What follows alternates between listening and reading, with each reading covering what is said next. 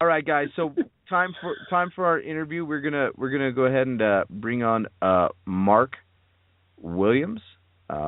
We had talked to Mark last October about his Native American Paranormal Project. He has put out several documentary features regarding paranormal activity, no pun intended, in Oklahoma, and him and Happy Frajo, were a great interview and had some awesome feedback. Talked to Mark a while back. We seen that he had finished his, I guess, short film, or his feature film, and Violet. It's called Violet. Me and Sean checked it out, and we wanted him to bring him back on the show to promote. So let's go ahead and bring Mark on. Hey, Mark, how you doing? This is Aaron, AndroidVirus. Hey there. How's everything this Friday night for you? Oh, it's going pretty good. Good. I'm here in Tulsa, Oklahoma right now. Guys getting any snow? We're getting a lot of snow, actually. We were supposed to have a film festival this weekend, but earlier this afternoon they had to cancel it. So, yeah, that's lame, man. Well, I'm glad you can make it tonight. Hopefully, you guys can make up that film festival next week or sometime soon. We wanted to have you on. We had talked to you last October about the Native American Paranormal Project. How are things progressing with that? Are you guys still doing stuff with that? Yeah, we are. We're working on a mini documentary right now with a couple of the team members. We're in the early stages. Basically, we're still doing the research and gathering interviews for that. We had the location picked out because of where it's located. The tribe just asked that we don't announce it just yet, and so we're respecting those wishes. And so in the meanwhile, we're still doing the pre-production part of it. So hopefully pretty soon we'll get out there and do the investigation part, and then we'll be in post-production. So hopefully it'll be out in about 2 to 3 months. We should have it out. Very cool. I actually do a lot of promo stuff for N.A.P.P. We are in the process of getting a Kickstarter campaign going. We're trying to get some funds so we can travel. There's a lot of places that we want to go to, but just don't have the means to at the moment. There's better equipment we want to get, and there's a lot of things on our wish list, but to do that, you need the money. So right now it's just a matter of getting those promotional campaigns going. So that's kind of where we're at the moment. And in the meanwhile, we're still looking for a location for our next future documentary. Right on, man. Well, I checked out, I forget which one I checked out, but I know you had forwarded me one, or there was something on YouTube. It was pretty spooky. I really enjoyed it. I think it was Wheelock Academy. Was it a short one? I think it was a short one, but I think it was some of Wheelock Academy, I believe. I think. Wheelock was one of our features. Our latest one was Seminary Hall that we did last October. I don't know if that was one of the ones I sent you. That was a boarding school in Tahlequah, Oklahoma. It used to be a boarding school for the Cherokee people, but now it's Northeastern Oklahoma State University. Mm-hmm. We did that one in October. That might have been the one I sent you. I really can't remember at the moment. Yeah. Well, October is a long time ago. Yeah, for sure. Well, speaking of which, you'd sent Sean and I recently your latest. I don't know if is it safe to call it a short film? You can call it a short film. You can call it a feature. It's right there at the borderline, really. It's just a shade under 45 minutes, and I did that because I wanted it to be entered in the film festivals as a short film in a short film category. But as we started getting accepted in the film festivals, a lot of them have different guidelines. Some say anything less than 40 is a short. Some say anything less than over 40 is a feature. So it's kind of weird. In some film festivals, we're considered a short film, and some we're considered a feature. So initially it started as a short film, so you can call it either one you want to. So what's the process like of entering a short feature film like that into a festival? The process really just submitting it. There's a few websites. A lot of the film festivals now use certain sites where you pretty much just upload your video and it's sitting there, and you have all your promo pictures, you have a trailer attached to it, so it's just basically sitting there. And whenever you see a film festival you want to submit to, you just click on that festival and submit it and pay for the submission fee, of course. And they just upload it from there, and they can see the trailer, they can watch the movie, they can look at all your promo stills, bios, just stuff like that, without even sending a DVD in the mail anymore. So it makes it a lot easier. Everything's pretty much just, they call it online screeners. So It makes it a lot easier, and you can pretty much just do mass screening submissions, sit down at your desk and just start sending them out. And that's what we did. We've been accepted into a few already, and we're waiting to hear back from some others.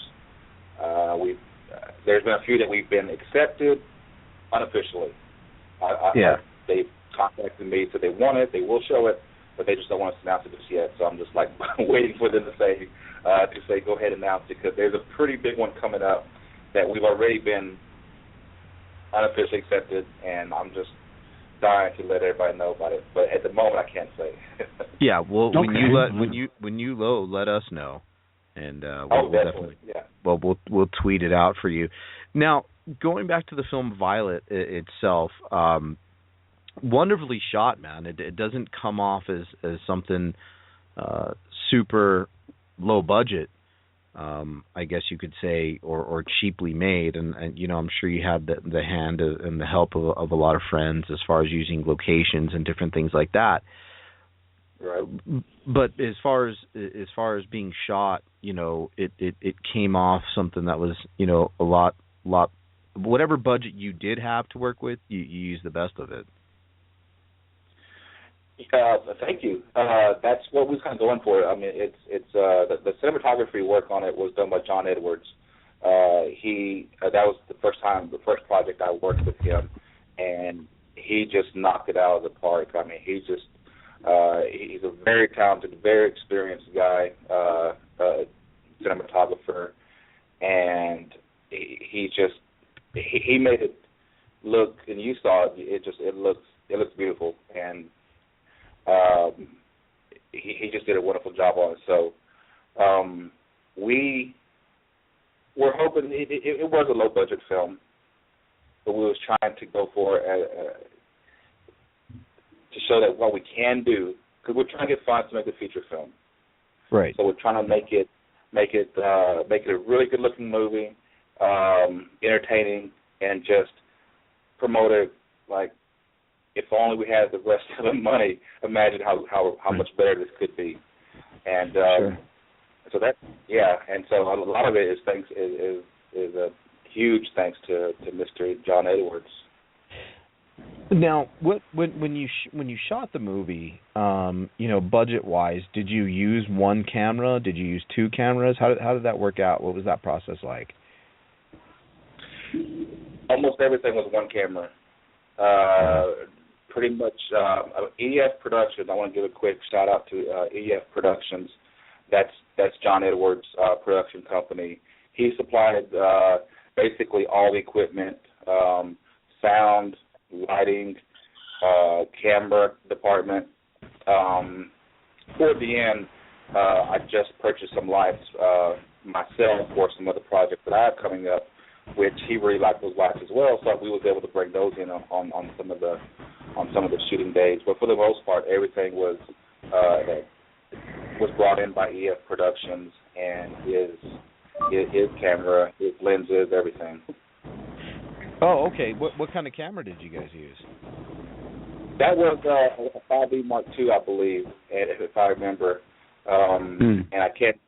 Yeah, and so that's what he brought. I had mine, my little Canon T3i sitting there waiting as a backup just in case he needed it. I actually did use it in a shot, and now that I remember. Do you remember? It's a very, very small scene, that one scene where Carrie opens up the shelf, and we see her pulling out the glass, the wine glass. Yeah. That was all mine. That was my camera. Okay. But that was it. I think that was the only one that it made it in. You know, for I guess for people, Sean and I are kind of on different spectrums as far as horror / haunting type of movies. I like to say that I'm a bit ruined because I watch so many horror movies. Like it takes a lot, to scare me. But in your guys' case, man, there were some creepy shots in there that really, I was like, oh, okay, that was scary.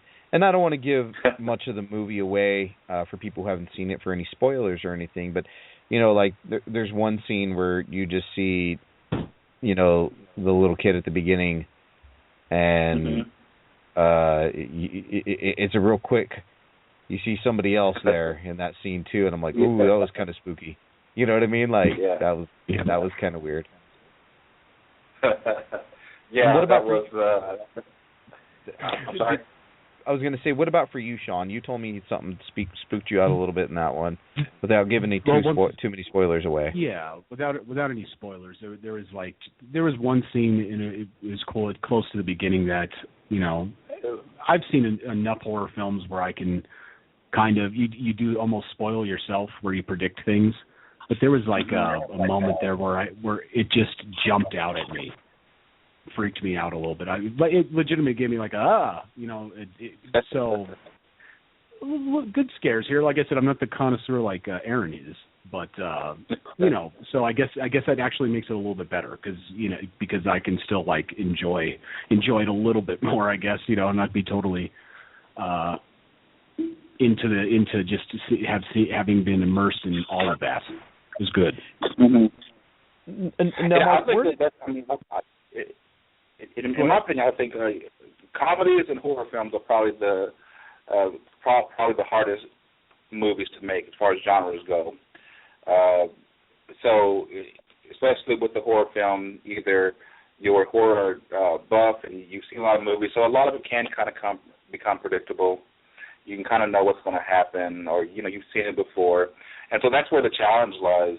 And I think a lot of that comes down to not just the scares, but just the storytelling part of it as well. And so that's what I did with this movie, was I set up the subtle scare just to build up the suspense. And so, I mean, a lot of it is just the suspense of it is what gets you. I mean, it's a low budget film, so we couldn't have a lot of special effects or any kind of graphics, anything like that. So everything was pretty much. Just the story is what scares you. What's behind the door, what's in the dark, just stuff like that. Yeah, it's story driven. Where did you? I mean, was this a story that you kind of wrote on the fly? Had you been, writing it for a while? How did that come about? It really just started with an idea. I mean, of a creepy thought, basically. I was visiting a friend of mine, Jeff Anderson, who's in the movie.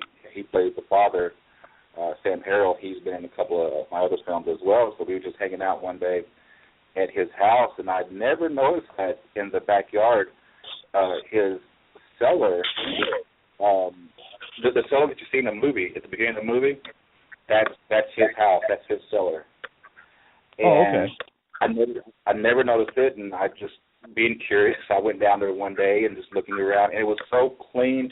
It was an old cellar, as you saw, but it was so well kept that it just kind of gave me chills, like Jeff, is somebody living down here? And it was just weird, and I asked him about it, and he's a creative guy himself, and so we just started talking, and it just kind of came to, what if this, what if that, and it was just, what if somebody was living under your house and you had no idea, and just the chill of that, and it just kind of started from there. who would be living there, why would they be living there, what if they died down there, just different scenarios. And then that thought just kind of inspired me, and it kind of stuck with me. And at the time, too, I was looking to shoot another movie, and just that thought just kept digging at me till I started exploring it. Then the characters come, and then they come to life, and then there you have a script. Now, was this script inspired by any of your paranormal experiences? Inspired? Not really. Not. I wouldn't say so. I obviously have I enjoy paranormal stories, obviously, and so it was just driven by that, and just maybe some older films and just things that I grew up, listening to and hearing, but nothing as far as the documentaries are concerned. I don't think anything crossed over.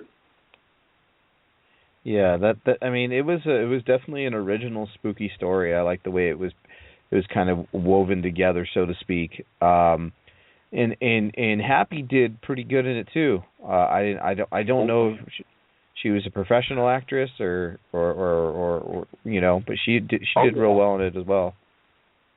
Yeah, Happy's been at it for a long time. I hope I'm not giving her age away or anything, but she's been acting for a pretty good while, and I want to say since the mid to late 90s or something. And so I've only known her since, I want to say, 2008 when I started these documentaries, and I started getting to know her when I was shooting another feature called The Unrest. One of her nephews was in my movie, and so that's when I met her. But it wasn't until a couple years after that I saw a short film that she produced and that she acted in, she directed, and that I knew that she was even in this industry. I had no idea. And the more I got to know her was more through the paranormal documentary side of it. Mm-hmm. I knew she was an actress, but I'd never seen her anything as far as a feature film or as a principal role. She told me that this was really her first principal role, and she just did an amazing job for us. I'm so glad I cast her for the part. She was the perfect Carrie Harold in the movie. So I'm really excited for these film festivals. They have awards, for best actor, best actress, supporting roles, stuff like that. And so I'm really excited that she'll have the opportunity to probably get something. I'm hoping. Yeah, for sure. Yeah, it was great. And the guy who played her husband. Mhm. Delmo Eby. Yes. Where'd you get him from? Facebook. Facebook, really. I've never met him before. I knew of him, and we were friends here on Facebook for a while, and I followed him and just knew just some of the stuff that he has been in, and he too had been doing this for a long time, and he's also a director, writer, producer, so he pretty much does it all as well. But I think his passion really lies in acting, and I've always wanted to work with him. But he lives in Wichita, Kansas, so I wasn't sure if that was going to work out. Whenever I was writing the script, I had him in mind, and so we never had an audition for that character. And when the script was done, I just sent him a message on Facebook and said, I know we never met, but I have this story I'd like you to take a look at if you're interested, and maybe you might want to meet up someday. And so I sent it to him. A couple of days later, he messaged me back, and he really liked the script, and he came down to Oklahoma City one day and read for the part, and he left to go back home as the role. He had the role. And so, he just did an amazing job. Didn't those two, Happy and Delno, didn't they look like a married couple? Yeah. Yeah. Yes, they did. Yeah, they he liked to yell. He liked to yell a lot in that movie. yeah, he did. He did. That's what he was. Toward the end of it, he was saying, Mark, when we get to these film festivals, man, everybody's gonna think I'm an asshole. They're gonna hate me. No, they won't. They won't. Yeah, it was kind of cool because like you totally played on like again. I don't want to give too much away in the movie, but like if you're aware of hauntings or if you've seen enough haunting shows or if you've been in places and how the darkness can kind of get to you, you know what I mean? Mm-hmm. And I think that and not so much in kind of a subjective way, a weird way, you know what I mean? And you could just tell, you know, at the beginning, you know, they seem like a nice, happy-go-lucky, you know, and then it's just like kind of, it's just kind of, you could just tell where they're at. It just gets to them, you know, a bit, you know. But it was good. It was really good, man. I mean, I enjoyed it, and I really appreciate you sharing it with us. Oh, no problem at all. No problem. And I thought, yeah, Dylan did a great job of his character. Like you said, he did yell a lot, and you could tell there was something. There was just something. There's a presence in the home, obviously, but I thought he just did a great job of just creating these layers about him that when you thought you might have the story figured out, his character would do something to where it just kind of keeps you guessing, and you're thinking, does he know? Does he not know? What's he hiding? And so I thought he just did a really good job of just creating that mystery about him. Yeah, it was good, man. I definitely really enjoyed it, and I look forward to your next feature. What was it? The Adventures of the Fry Bread Kid? The Adventures on the totally opposite end of the spectrum. Yeah, we have a children's comedy that I just finished. The Adventures of Josie the Fry Bread Kid. It's a web series, and it was 3 episodes, and this was the last one. So this was the final episode, the final saga, if you will. And so we just finished that up, and that's what we were supposed to show tomorrow at the film festival. It was going to be the festival debut, but guess we'll have to wait for that now. Yeah. I'm looking forward to seeing more stuff from you, man. It's really fun. Funny you got the Fry Bread Kid. I'm looking forward to that for sure. And I read your Go ahead. Well, this latest one, it's definitely my favorite one. The comedy is a little bit different than the first 2. The first 2 were shot in 2011, 2012. So the kids were younger. But now they're a little bit older, so the joke's a little bit more mature, and so it's just it's definitely my favorite one. The comedy's a little different, and I think once it's posted, I'll definitely send you guys a link, and if you guys want to check it out, I think you guys will like it. Definitely, man. I mean, yeah, and again, the movie, great, spooky. I hope that, you know, more comes of it, you know, like, you know, maybe. You know, I know, like you said, it can be a feature, but it could be, you know, but like you said, with maybe if you had more of a budget, you know, to see what more you could do. And that's awesome. You there? Yeah. Oh, okay. I'm here. Okay, you broke up for a minute. Yeah, no, I mean, like I was saying, I was hoping that, you know, if you know, like if somebody backed you, you know, financially or whatever, how much more you could do, you know, with a bigger budget. Exactly. That's what our next process is. Right now, we're hoping the film festivals will get it some exposure and, you know, turn some heads, and awards would be nice. I mean, that's not why I make movies, but it does help getting your name out there, and so. With these festivals coming up, you never know who's going to be in the audience. Might be the right person, might be someone who has a lot of money and just wants to be a producer. And so we're just kind of keeping our fingers crossed. You know, the whole cast and crew, I mean, they just busted their ass last year making this movie. So I'm really excited that we now get to sit back and just, you know, let it ride and see where it goes. Yeah, well, we're definitely happy to promote it, man. And again, anything else you got coming up? Hopefully, here in a few months or, you know, so when your next project comes out for the N.A.P.P, I'd love to talk to you guys again and talk about more of your experiences. Oh, definitely. Just let me know. Yeah, not a problem. All right, brother. Well, thanks for coming on with us tonight. Anything you want to plug? Where can people find you? Where can people find your movie? Right now we have just basically we have Facebook sites up, but you can just Native Word Productions is actually Facebook.com/Native Word Productions. It has all my projects on there. But if you really want to get down to the individual ones, it's Facebook.com/Native American Paranormal Project. I know it's kind of long to type, but that's the name of it. Facebook.com/the movie. And there you go. You can follow those, and it'll have screening announcements. We put clips, we put behind-the-scenes stuff up there. So, yeah, definitely check it out and follow us, and hopefully we'll be at a screening near your listeners. For sure. Absolutely. And, yeah, man, and congratulations to you and everybody on there, man. It was good seeing that. So we will talk to you soon, Mark. All right. Thank you. Thanks for coming on, brother. Bye-bye.